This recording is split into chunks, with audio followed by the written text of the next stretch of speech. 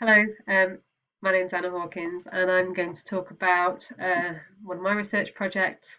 Um, as mentioned in last week's lecture, I'm a qualitative researcher, and this project is one that I'm undertaking as a sole researcher, and it's looking at food, school food policy implementation.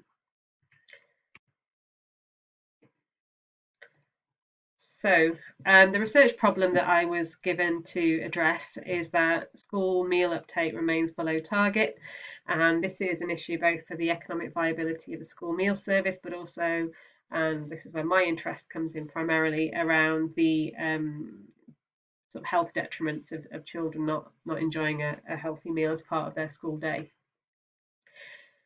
So I was given that research problem, and what I then did as a researcher, the first thing I did was to create a research question that I was addressing. So I was given this problem, so then what I decided to do with that would be to try and answer the question, what barriers are experienced by people trying to implement school food policy in primary school? So we have a policy around increasing school meal uptake. That's obviously not working, so I'm there to try and help understand why that is.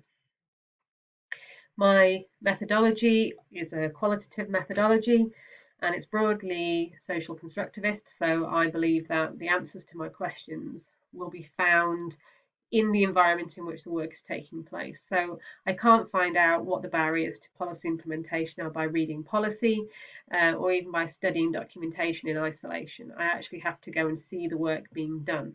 I have to be in the environment where where the problem is being played out in real time.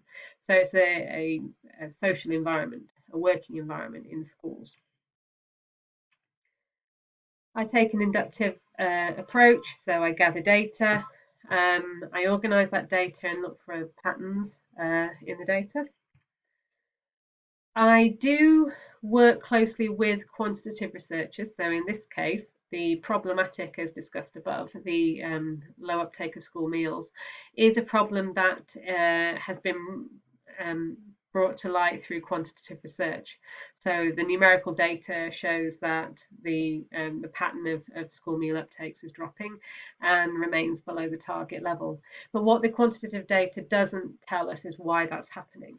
So then my role as a qualitative researcher is to go in and carry out a deeper exploration. Now, obviously, I can't be in all places. So what I do is I choose a kind of case study area.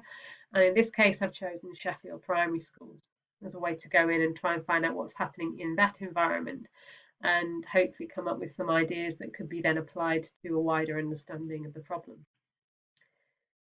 I follow a grounded theory approach, so that means that I theorize from my data rather than trying to match my findings to an existing theoretical base. I use existing theories as a way to help understand and analyze the things that I'm finding out through my research, but I'm actually kind of creating a fresh picture of something rather than trying to confirm an existing theoretical model. The kind of methods that follow on from my methodological approach. So if I think that the answer to my research questions can only be discovered in situ in the place where the work's taking place, that means that's where I have to carry out my research.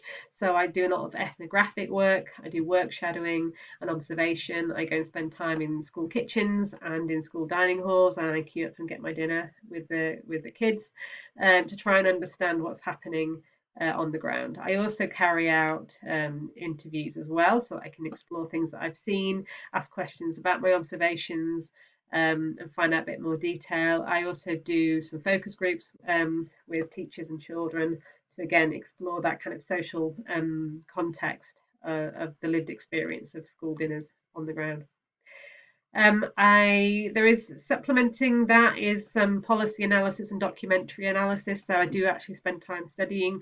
If someone mentions to me a particular set of guidelines or some rules that they're following, or I will go and look at those as well and include that analysis in my write-up.